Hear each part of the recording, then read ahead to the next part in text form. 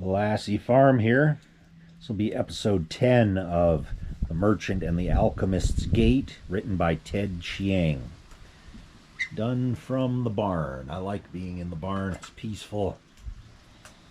From where we left off, he folded the letter, dribbled some candle wax over the edge, and pressed his ring against it. When you reach Cairo, give this to my son, and he will let you enter the gate of years there. A merchant such as myself must be well versed in expressions of gratitude, but I had never before been as effusive in giving thanks as I was to Bassarat, and every word was heartfelt. He gave me directions to his shop in Cairo, and I assured him that I would tell him all upon my return. As I was about to leave his shop, a thought occurred to me.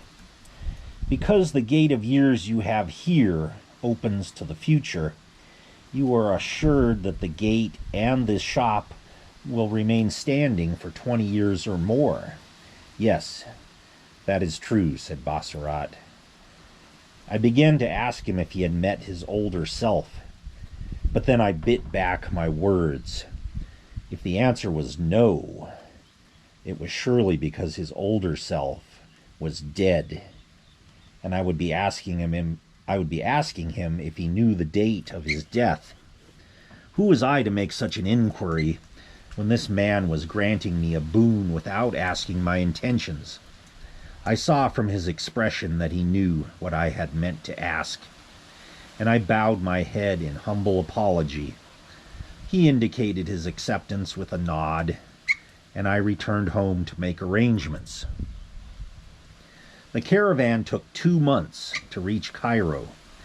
As for what occupied my mind during the journey, Your Majesty, I now tell you what I had not told Bassarat. I was married once 20 years before to a woman named Nadia. Her figure swayed as gracefully as a willow bough, and her face was as lovely as the moon. But it was her kind and tender nature that captured my heart. I had just begun my career as a merchant when we married, and we were not wealthy, but did not feel the lack. We had been married only a year when I was to travel to Basra to meet with a ship's captain. I had an opportunity to profit by trading in slaves, but Nadia did not approve. I reminded her that the Quran does not forbid the owning of slaves as long as one treats them well, and that even the Prophet owned some. But she said there was no way I could know how my buyers would treat their slaves, and that it was better to sell goods than men. On the morning of my departure, Nadia and I argued. I spoke horribly to her, harshly, using words that it shames me to recall, and I beg Your Majesty's forgiveness if I do not repeat them here. I left in anger and never saw her again. She was badly injured when the wall of a mosque collapsed some days after I left. She was taken to the hospital, but the physicians could not save her, and she died soon after. I did not learn of her death until I returned a week later, and I felt as if I had killed her with my own hand. Can the torments of hell be worse than what I endured in the days that followed? It seemed likely that I would find out, so near to death did my anguish take me. And surely the experience must be similar, for, like the infernal fire, grief burns but does not consume. Instead, it makes the heart vulnerable to further suffering. Eventually, my period of lamentations ended, and I was left a hollow man, a bag of skin with no innards. I freed the slaves I had bought and became a fabric merchant. Over the years, I became wealthy, but I never remarried. Some of the men I did business with tried to match me with a sister or a daughter, telling me that the love of a woman can make you forget your pains. Perhaps they are right, but it cannot make you forget the pain you caused another. Whenever I imagined myself marrying another woman, I remembered the look of hurt in Nadja's eyes when I last saw her, and my heart was closed to others. I spoke to a mullah about what I had done, and it was he who told me that repentance and atonement erase the past. I repented and atoned as best I knew how.